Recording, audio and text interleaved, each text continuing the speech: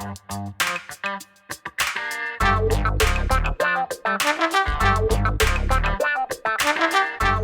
guys, Montel here, and thanks so much for tuning in to this edition of Let's Be Blunt with Montel. And I'm so excited to have my guest on today. My guest is a industry leader in the cannabis space. She's also, an advisor to and a thought leader who is focusing her skill set to help Black, Indigenous, and people of color and women-led businesses in the cannabis sector. Social equity has become this almost cliche term for many, but not for this powerhouse.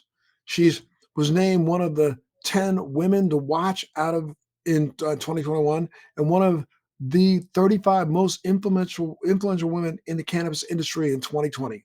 Christine De La Rosa, thanks so much for being a part of Let's Be Blunt with Montel today. Thank you. Great to be here.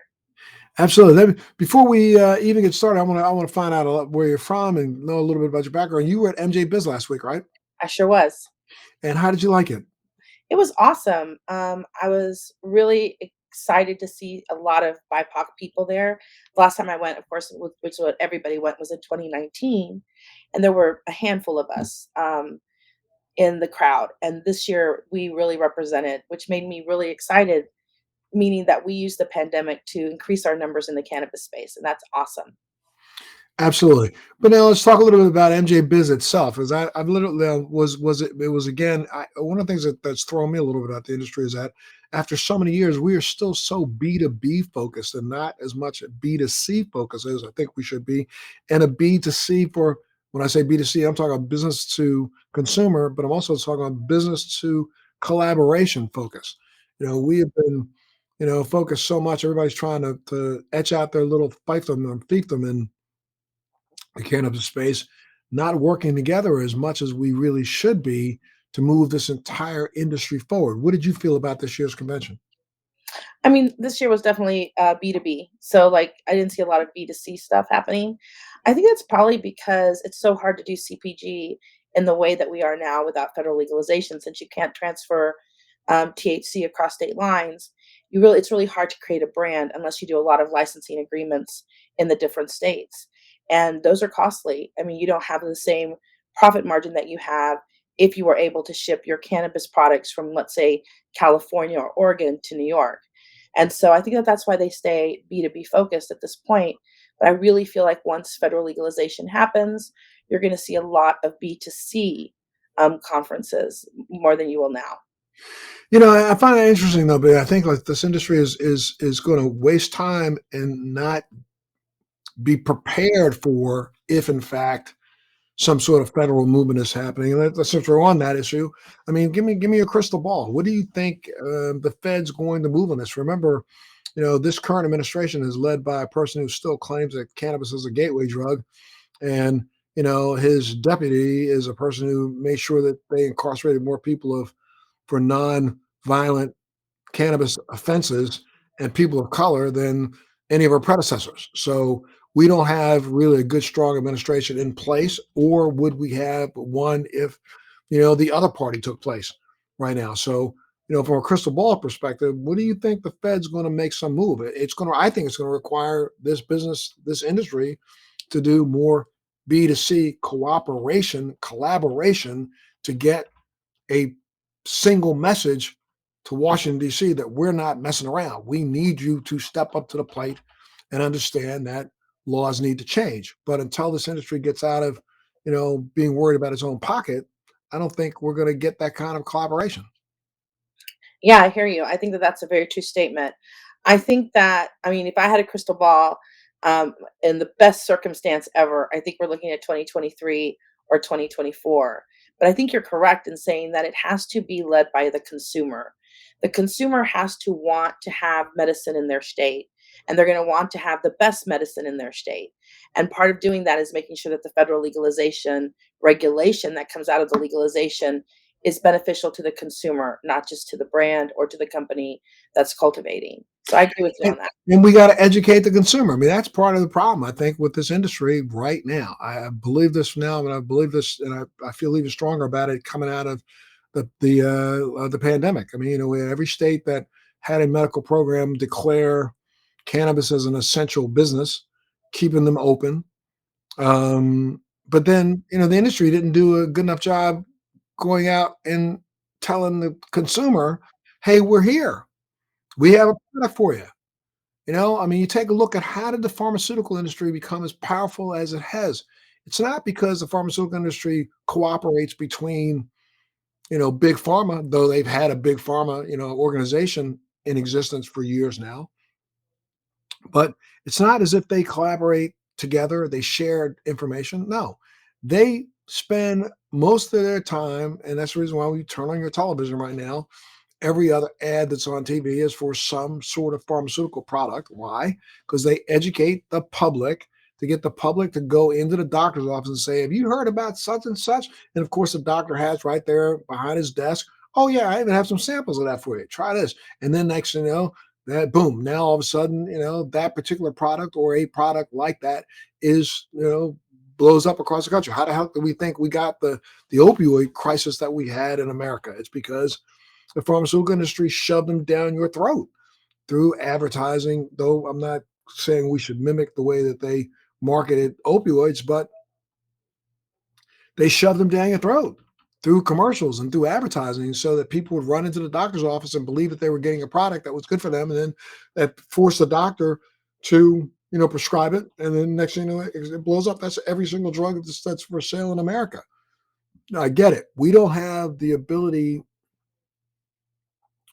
to advertise the same way when it comes to cannabis, but we do have the ability to educate the same way. And I kind of feel like that's part of where this industry is missing the boat. We're not taking advantage of the chances to go out and educate the masses. Yeah, I mean, I don't think that we have the same opportunity to advertise like you stated, but also even to educate. If we look at 2 years ago during the Super Bowl when MedMen put their very expensive educational commercial together and bought the space on the Super Bowl time, they still rejected it. So it's really hard to educate. And like we try to do that via media, social media, Instagram, TikTok, and many times our any kind of outreach we do, even if it's just educational, we're not selling anything, we're not advocating for anything, we're just telling you this is the medicinal properties of this plant. We will oftentimes get banned. So being able to get the word out is really, really difficult because it really has to be almost hand to hand, one to one. If we had the opportunity to have educational, um, commercials like the pharmaceutical companies had, or would be able to be left alone on the social media platforms, I think we could get much further along. But really, at every point where we could get critical mass, we're hindered by this federal problem. We're not hindered with face to face, That's true. ever, That's absolutely anywhere. And the industry doesn't spend any money face to face with the community. I mean, there's no okay. So they shut us out of the radio. They shut us out of TV. Okay, well then let's start sending flyers out in every single neighborhood and saying this coming Friday night, if you want to know something about cannabis, then join me at such and such a ballroom at your local Hilton. And we have coffee, tea, and crumpets. You know what I mean? Come on out. And you'd be shocked at the number of people who would show up because they want to understand that there's a viable alternative for them out there. That's how the yoga industry has blossomed the way it has. That's how almost any holistic community in this country has blossomed. It's by face to face, personal touch education. And I think this industry is sorely lacking in innovative ways to do a personal touch. If that's all that's left to you, then take advantage of what's left. But we don't want to seem to do that. I don't understand that. But hopefully, but put your crystal ball on. What do you think is the looking? We're looking. You said 2023, 2024. We're still talking about the same administration that promised the first 100 days they would do something. And now we're what, 200 days in and they are 150 days in and they've done nothing and even given any indication of doing anything. I mean, I don't think this administration even understands that, the right push for cannabis right now could change those opinion polls of an administration overnight, I think. I think that's true, absolutely. But I think what will be a difference, and I think that this is the thing that we're really pushing for as an industry, is the Safe Banking Act over the MORE Act and over the CAOA, because the Safe Banking Act would give us access to institutional money. You know Right. what drives governments is money. And Yeah. so once the institutional money comes into the legal marijuana, they'll have to move pretty fast to get federal descheduling or legalization, however they're gonna wanna do it, pushed pretty quickly. And that, I think, is what really moves things. Gotcha. Well, let's back up a little bit and tell people a little bit about your background. I mean, let's start. Where did you grow up? I grew up in San Antonio, Texas. Ah, Texas, a state that's been pretty much anti-cannabis all along. So, how is cannabis perceived in your family in your hometown? Well, I my Canada's my family is perceived really well now. It wasn't when I first started. I moved to California, and that's how I got into the cannabis business. And when I came home to tell my mother that I was going to go into the cannabis business, she literally said, "Why are you always shaming the family?" And now they're very much, once you teach people, and the reason that she had that reaction is because of all the propaganda that's been fed to people of color communities, right? For Mexicans, I remember when I left for college, my mom's like, "Don't smoke marijuana. They're going to think you're a lazy Mexican." And so we have a lot of stigma in our communities around an ancestral medicine that we can use for healing. Takes Um, me right back to the same thing we were just saying earlier. It was that face-to-face, personal touch, face-to-face with your mother that made her understand yeah, this is a viable medication, correct? yep, and that's how it's been my entire cannabis career. It is one to one. A lot of people that I talk to, I have lupus, and that's how I got to cannabis. I almost died. I had a pulmonary embolism because of lupus, and the doctors put me on 5 opioids. I had access to any of these opioids at any time, plus 6 other medications that were like gabapentin, Lyrica. I had to go to the hospital once a month, and I wasn't getting any better. So I actually transitioned from a lupus regimen of synthetic medication to cannabis. And that's how I got into the cannabis industry because I thought, wow, there's been this flower, this plant, this holistic medicine available to me for 5 years. And for 5 years I was on opioids and, all of these pain blocking medications that didn't make me do any better. And that's when I decided that I couldn't go back to being a database architect, which is what I did in a previous life, but I actually had to help other people find the medicine. And it is that one to one, especially in communities of color who have that stigma. You know, it's a huge stigma. You Well, see that. yeah, pause for a second and tell me about your first experience with cannabis yourself. I mean, tell me about that. When something obviously a light bulb went off when you first tried it, but when and why? Oh, the very first time I tried cannabis was actually in Texas when I was 16. And if you know, as you said, Texas has a very difficult relationship with cannabis. And so it's called skunk weed here. It's like really terrible. So that was actually my first experience, which is why I was like, oh, yeah, no problem. I don't ever have to do that again.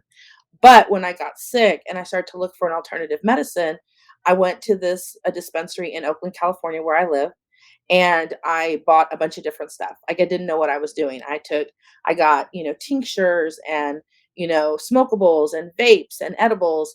And what I basically did the very first time that I started to actually, use this for medicine is I just started taking everything to see what worked. So my very first experience with medical cannabis was sitting at my dining room table with a bunch of different products and just trying them. And what I noticed right away was that the pain that I experienced constantly immediately was gone. And then I had to figure out what happened. Was it the edible? Was it the smokable? Was it the vape? And eventually I found a regimen that works for me. And then you didn't look back. I didn't look back. I got off all 11 medications within 9 months and have been in lupus remission for the last 6 years. Wow, that's really interesting. And I guess a lot of people who are suffering from your same malady could have you written a book about this? I haven't written a book, but I talk a lot. I'm a speaker, so I speak a lot about it. I speak a lot to other chronically ill people because so many. One of the reasons I didn't go back into database architect was that when I was really sick, I belonged to all sorts of groups, lupus support groups, chronic illness groups, and most of those people are black and brown people, right, who are taking these synthetic medications. And so, what really drove me was to make sure that they understood that there was a medicine that we had been stigmatized out of using, and what was happening at that moment was that there was a bunch of companies, corporate companies that were making tons of money, even though we were being told and we were being incarcerated for using the same products. So that was really important to me. And so that is what I do. I talk a lot to people who are ill. I help them figure out their own regimen. Everybody's different. So my regimen is not your regimen. But how do you figure that out? How do you learn what works for your body and your particular ailment, whether it's a physical ailment or depression or anxiety. It's such a magical plant, and we need to stop thinking of it as a terrible thing. So what was the career? What was your career when you got out of college? What did you think you were going to do? I thought I was gonna be a photographer. I got a Bachelor of Fine Arts, and then I thought I was gonna be a professor, got a Master's of Humanities, and then I ended up being a database architect. So, Wow, nothing that I went to school with, got much it. to my parents' chagrin. And then, then because of your own personal search for wellness, you went to California. First, you tried it. Then, what made you say, I think I'm going to get into this industry to see if I can help others more? What was the reason? There was nobody that looked like us that was currently in the industry. Most of the industries that were at least in California, were run by white folks. And so we opened up a dispensary in downtown Oakland under a measure called Z measure, which means we didn't have to get licensed by the state. We ended up being a collective. And that's how I started. I started a collective thinking that I would service about 100 people that I personally knew who were chronically ill. And within the first 6 months, we had 4,500 members. And Wow. almost all of them were POC, LGBTQ, elderly veterans. And I thought to myself, why are they not going to the 8 medical dispensaries that surround us that literally have more products than we do? And the thing that I noticed was that they felt comfortable in our dispensary because we were all people of color or LGBTQ or older or chronically ill. They recognized us. And that was what really was a catalyst for me because I'm like, we're watching this rapid, like even this year, this rapid growth of mergers and acquisitions among all of these corporate companies, and there's not a lot of representation of us. And we are the legacy market. We built a market in the underground was by black and brown people. We gave our lives for that, and yet we're not going to participate in the legal market. That doesn't seem right. It doesn't even seem like it would be successful, which we see it's not being successful now that, 3 times more money is made in the legacy market than is made in the legal market. Yeah, it's really is interesting that I mean, even to today, the legal market doesn't understand, the importance of having participation by people in the legacy market in their businesses. They're still trying to figure out ways to skirt it, get around it, hide it. You Or recently announced. incarcerated, I'm sorry, or, say that again. or incarcerated. They're still trying to figure out a way to get that prison pipeline, even though it's legal. Right, absolutely. And in several states, they're still, even in the states where it's legal, they're still pressing hard on arrest and incarceration. Yep. And which was interesting. Last week, I saw the New York Cannabis Commission came out to verify that if you are selling cannabis or you're doing an event, you still can't serve cannabis, or you're going to have a huge fine. And what do we? And the way they hide that, they're like, well, we're going to do this huge fine, but we're not putting you in jail. The fact is that the fine is the first way to get us into jail. The fact that you're in a legalized state and you're saying if you have cannabis at your event, we're going to fine you. It's ridiculous to me, to be honest. And I thought that the New York law, and see, that's so it's so confusing about all these individual states. I Mm. thought the New York law included consumption. It did, but only if you're licensed. So if I do an event today in New York, I could be fined for doing that event. If you had Cannabis. cannabis being consumed at your event. Yeah, I could be fined. Or if I was giving a gift, which is how this is how the legacy market happened, right? I'm gonna give you a gift, Montel. I'm gonna give you this set of cufflinks. And you're gonna buy that cufflink from me. And as a gift, I'm gonna give you the cannabis, right? That was a way that I've always skirted stuff. So if you do that in New York, that's also finable. And most of the people that are doing that in New York and most of the people that are operating currently in New York are the legacy operators because the 8 or 9 MSOs that currently exist there only until recently got to have flower. So where would you get flower in in New York for the last 80 years? You have to go to somebody who's working in the legacy market. So there's a lot of tips and tricks in which they're trying to trip us up. We just have to be vigilant. Yeah, it seems really crazy. I understood there was going to be the opportunity for consumption locations where you could literally either have a bar, but a situation where people could come and consume. Is that not right going on in New York right now? You have to apply for a license, and they haven't released those licenses yet.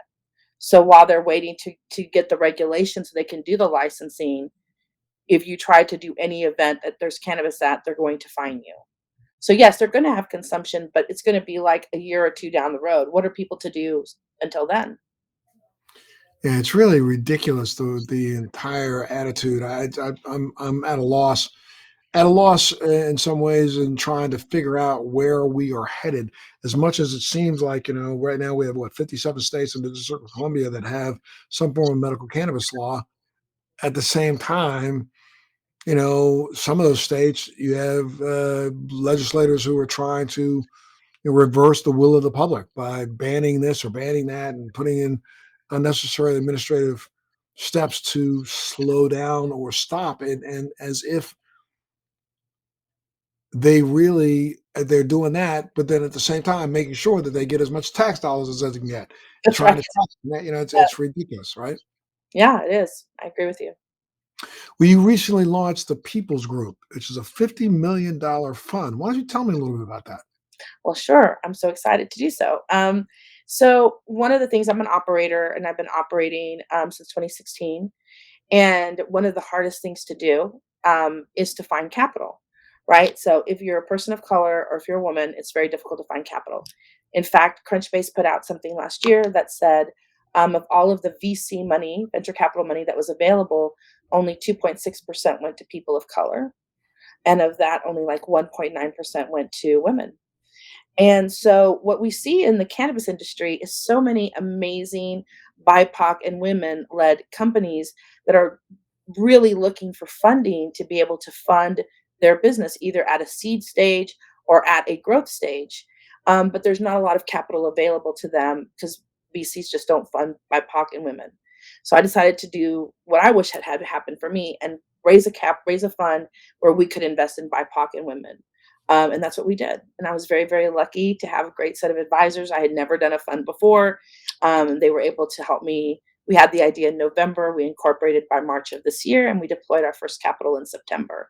So that's why, because we need access to money, we need access to funds, and we are going to be successful.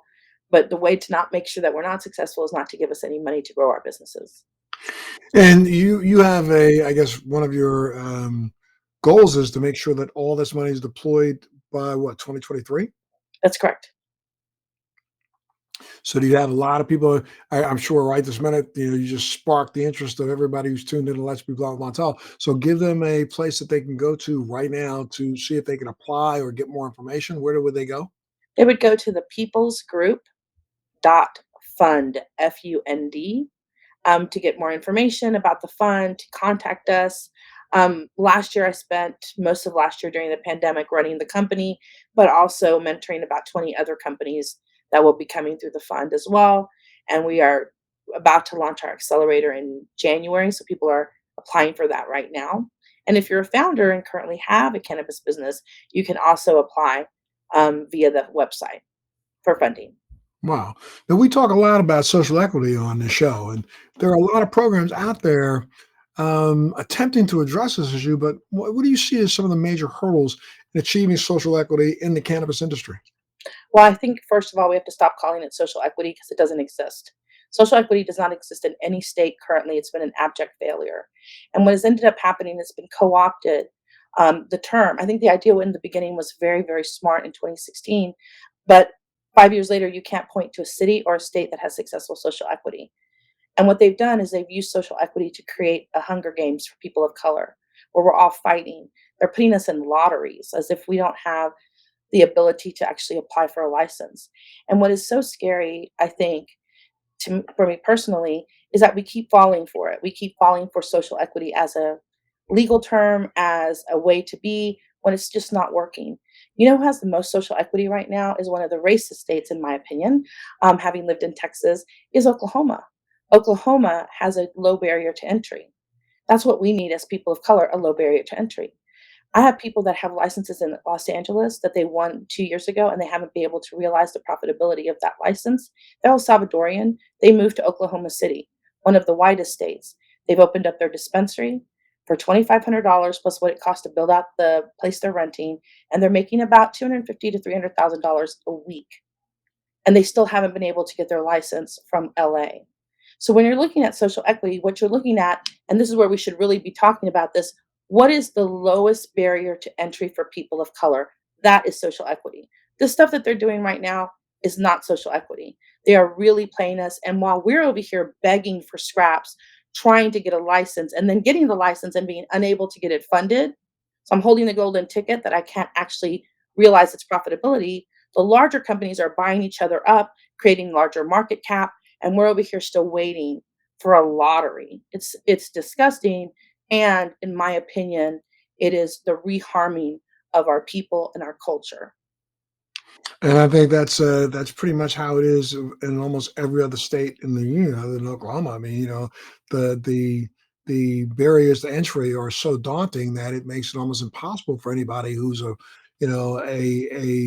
legacy player or a person who's just a person of color trying to get in the industry, having access to any kind of capital has been tough. I mean, has it improved in the last few years? No, it hasn't. It's not only daunting though, it is also unacceptable, and we have to stop as people who are part of that social equity world, we have to stop saying that it's okay to continue to use us in this manner. So no, the finance, I'm hoping that we will be able to spark that so that in the future it will be better. But as an operator, I can tell you it's very difficult to get capital from the people that you would normally get capital from because the way legacy operators work, the way people of color work, what we measure as valuable is not what a VC model values, even though they should be valuing it because it is the cannabis culture, the culture that we bring to the table as Latinos, as Black people, as Indigenous people, as Asian people to that table that makes it exciting, that makes it a very profitable marketplace. And as long as they keep ignoring us and pushing for enforcement rather than for integration, they're going to keep losing. But that's what they're doing right now. The big companies are really pressuring the state governments to enforce because they think if they enforce, they can crush the legacy market so that they can get that larger market cap.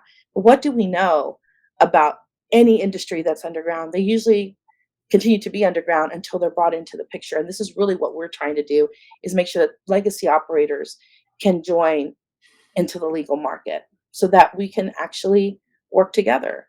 But a lot of those people in the legacy market are BIPOC people.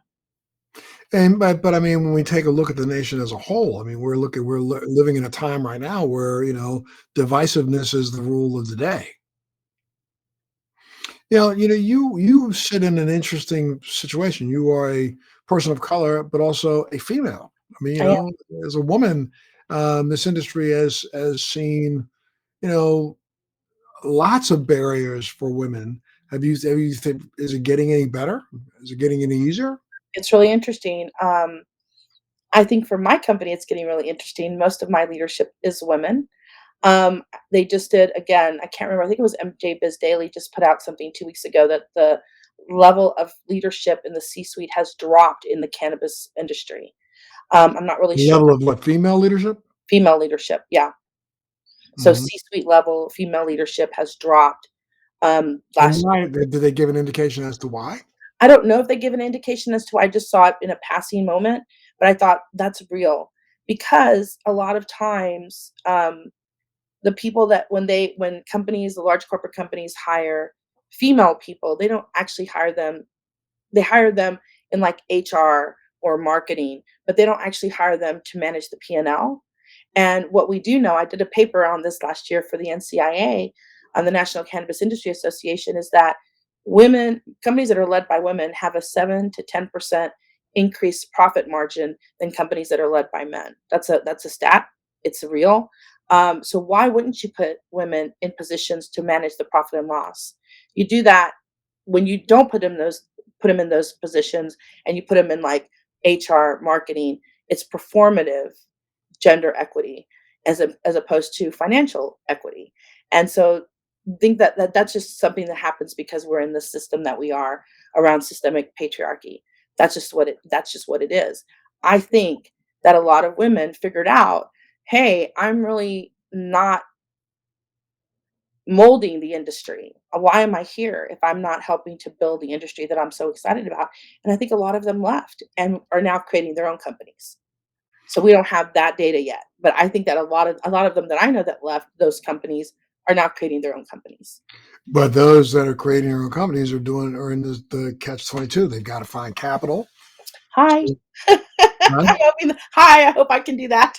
I'm really hoping because like, this fund for me is just the first fund, and it's a first fund. I'm hoping to open up many other funds so that we can fund as many viable BIPOC and women-led companies in the cannabis space and the ancillary cannabis space, because I think that that's how we have a diverse, inclusive, and very profitable, um, cannabis industry.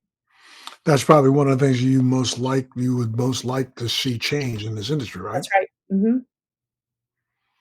And what other projects are you working on? What other projects? Well, for the operator side of me, we just came out with 57 new SKUs of products that are going to be going into the California and Oregon market this year.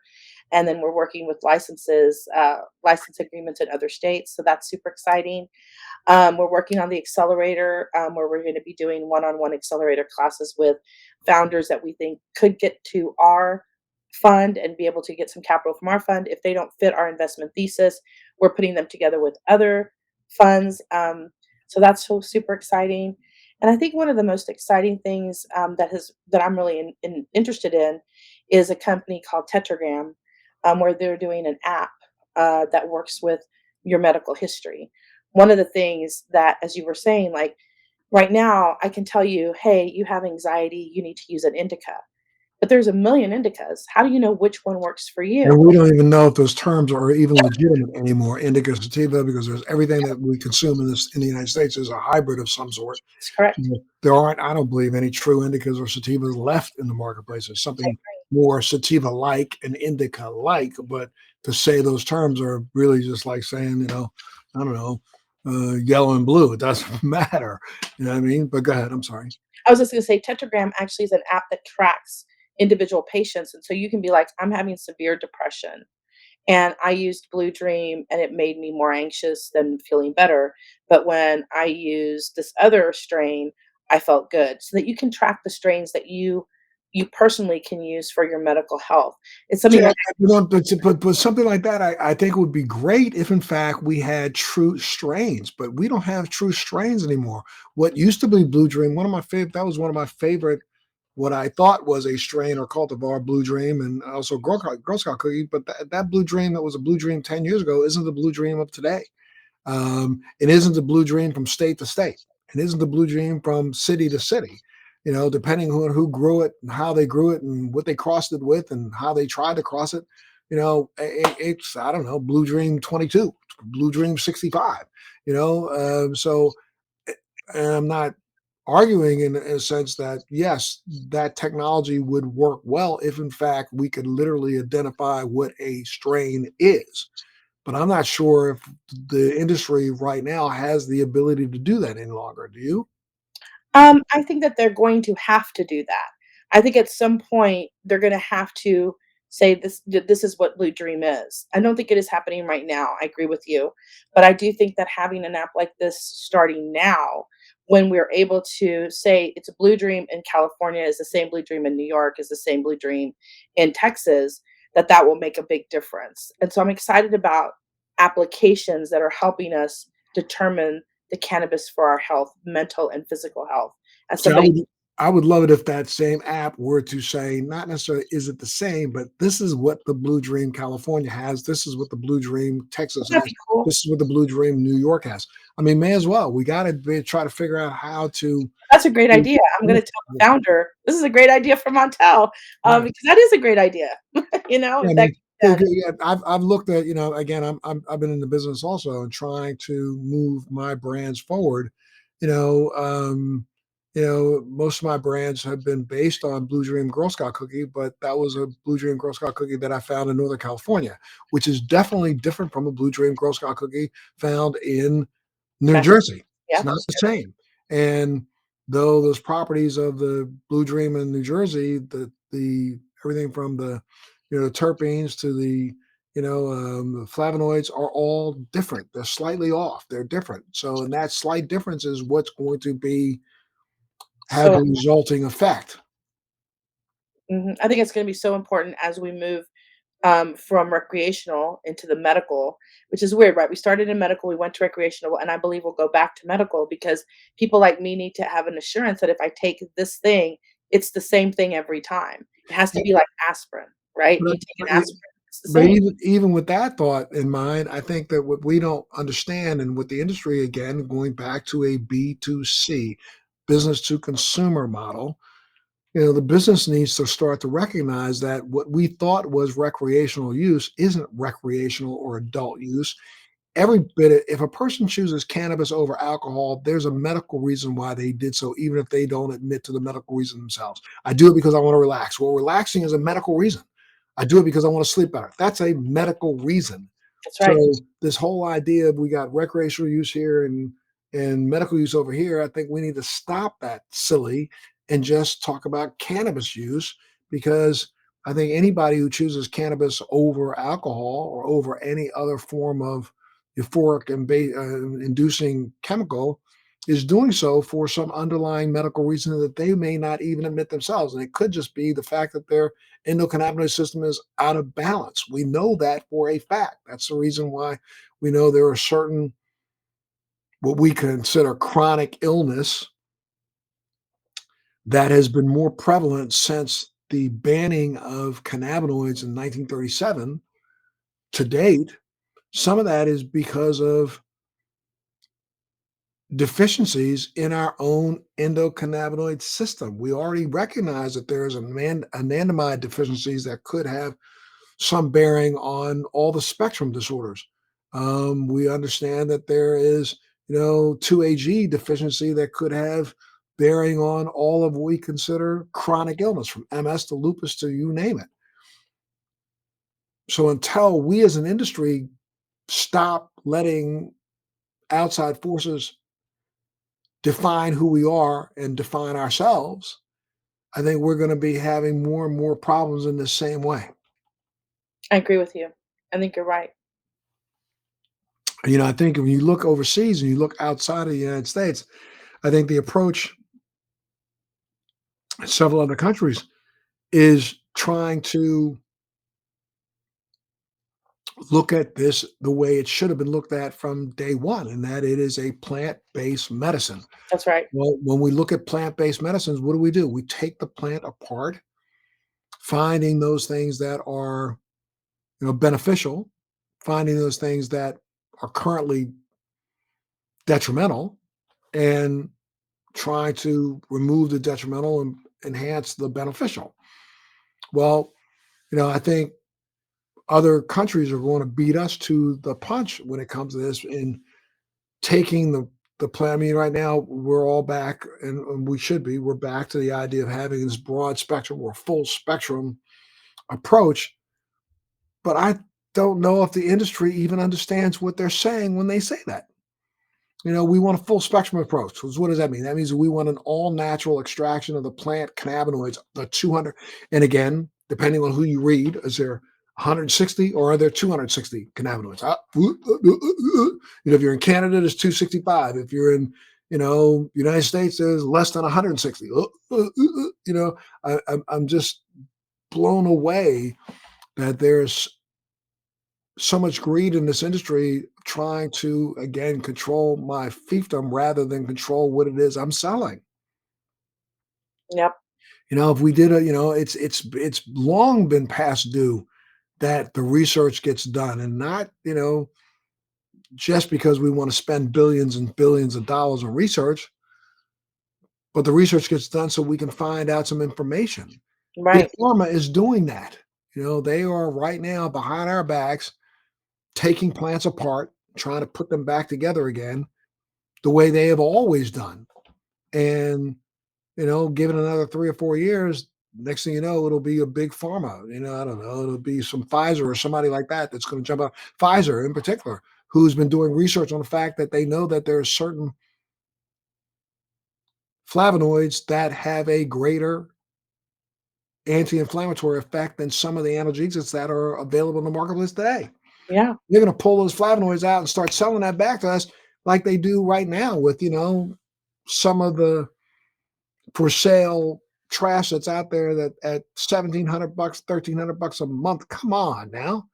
This is a weed that grows grows by itself. We don't need to be charging that much for the little bit of research you did to identify something that works better than, say, Tylenol. However, we're going to allow that industry to do that to us before we get smart enough to recognize, oh, that's something we should have done 10 years ago. Hell yeah. No, I agree. I mean, I think one of the biggest barriers for research has been that federal legalization where it's not legal to do the research, right? Like you only right now that I think there's only one place that's federally legal to do, maybe two now, where you can. There's Mississippi, and they're giving grants around the country. However, it is legal to do research on cannabinoids outside of the United States the same way the federal Yeah. government funded research in Israel, Mhm. funded research in Spain. There's corporations that should be funding can be funding research right now in South America and China and all over the world. Research is being done. It's So, to sit back and wait for the United States to bless it, I think that's kind of been ignorant. And, there are enough companies that made enough money last year that, they could pass on buying a new Lamborghini and put a little bit of money into research, and we could probably move this whole initiative forward by 20 years if we did that. But everybody wants their new Lamborghini. I don't have a Lamborghini. Yeah, no, sorry. I'm just teasing.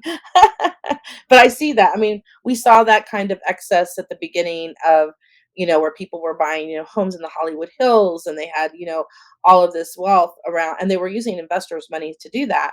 And I think you are correct in that this is the time for serious work. And that means that take some of your market cap and actually help figure out what we need to do. Do the research and don't wait. But, I don't have that kind of ability to tell MSOs what to do, and they're not doing it. So Yeah, I find it. I just think that that's kind of just honestly the first business that decides, okay, we all are living pretty good. We're all paying ourselves fairly decent salaries. We're making enough money now. We're making, X amount. Now let's pour all that money into some research and a project in Israel. Do the same thing the federal government did in the 70s and 80s. Our US government funded research in Israel. That's how Dr. Mechoulam became the godfather of cannabis, because he received so many grants from the United States doing research. Well, let's start funding that research again and funding it in a way, even if we just decided let's go after just one thing, anti-inflammatory response. Boom. You know what I mean? And does it have to be, do you have to spend billions? No, you don't. And I know that that's a fact. You do not. We can do some studies that are double blinded and studies that people would be happy to be involved in, outside of the United States, that could at least identify one, two, three usages of this plant that are peer reviewed, validated. Once that's done, more and more money will go into research. that's true. Mhm. I'm highly for research, of course, because as somebody with a chronic illness, I would like to know exactly what I need to take to do this thing or to do that thing. And there's so many people with chronic illnesses all around the world that if we could just do one or two things, it would be better than what we have now, which is nothing. Absolutely. So now what do you like most about the industry? Um, I like the flower actually. It's very exciting to watch it being grown. We've visited some of our cultivation sites for people that are doing manufacturing for us. I think the actual business of it around providing medicine for people is what excites me the most because I'll tell you the story back in the day. I had an older gentleman, African American, came into the store and he was just coming to buy, his regular every week eighth. But when he came in, his hands were kind of like this, and I knew he had arthritis, and I said, "Have you ever tried using a rub, a THC rub on your hands?" He's like, "No, I've never done that." He's like, "I'm just here to pick up my, my eighth." And I was like, "I'm gonna give you this rub." It was a THC rub that at that time was owned by Whoopi Goldberg. And I said, "Try this at night. Put it on your hands. Put some socks over your hands so that you don't get your bed sheets all greasy. See me when you come back. Tell me how it worked." Couple weeks pass, the same guy comes up to the dispensary, but when he comes up the dispensary, we were up a little bit of stairs. He came up doing this. He was giving me jazz Mm. hands, and he's like, "I never knew that this could be that I could have this kind of movement in my hands." He's like, "I still have arthritis, but it's not as bad." And that to me has always been my motivation is when I see somebody who's suffering, like I was suffering for 5 years I didn't work. For 5 years I couldn't walk. For 5 years I couldn't function because they had me on opioids, right? When I am able to change one person's life where they don't have to take a hydrocodone, a hydromorphine, an oxycontin, and they can transition it to an actual plant-based medicine, that is my motivation. Because I was there for 5 years. It was the worst 5 years of my life. They were my 5 highest earning years, and I could not function. And that is the worst part, is to live half a life while living half a life. So that is really my biggest motivation. Wow, it's incredible. So again, if people want to get a hold of you or call you up to see if they can get you to come and speak for them, where do they go? They go to thepeoplesgroup.fund, Fund. Okay, and that's how they can get more information about possibly applying for to see if they can get a grant from your fund. And it's a $50 million fund that you intend to deploy all of that fund by the end of 2023. Yes. And is there, there's just, maybe is there something in particular you're looking for to fund? Sure. I'm looking to fund either people that have licenses but haven't been able to realize the potential profitability of those licenses because they haven't been able to get funding. And I'm looking for existing companies that are doing a great job with their licenses, but they need growth capital that they're unable to get so that they can actually bust out of the mold. So those are the two types of companies that I'm looking for in terms of funding, because we get them at the early stage so that we can help them create the company that they want, or we get them where they've already created the company, but they're doing so well, but they need a little extra push to kind of go over the top. So those are the two companies that I'm looking for. Christine De La Rosa, I thank you so much for being a part of Let's Be Blunt with Montel today. You always have a home here whenever you want to come back. I love chopping it up with you. There's so much more we could be talking about. Sure. Thank you so much. Absolutely. You have a great day. You stay well, stay healthy. And I want everybody out there to know that, again, one more time, hit them where they can go. The People's Group dot Fund, Fund. And I'm so happy that you've decided to do what you're doing to help those who are in need, help those who are in need the way you are. So thank you so much for being a part of our show today. Make sure you tune in to the next edition of Let's Be Blunt with Montel. Thanks for joining me on Let's Be Blunt with Montel. Please make sure you're subscribed and hit the bell to be notified when new episodes post each week. We'd love to hear your feedback also, so please send us your comments.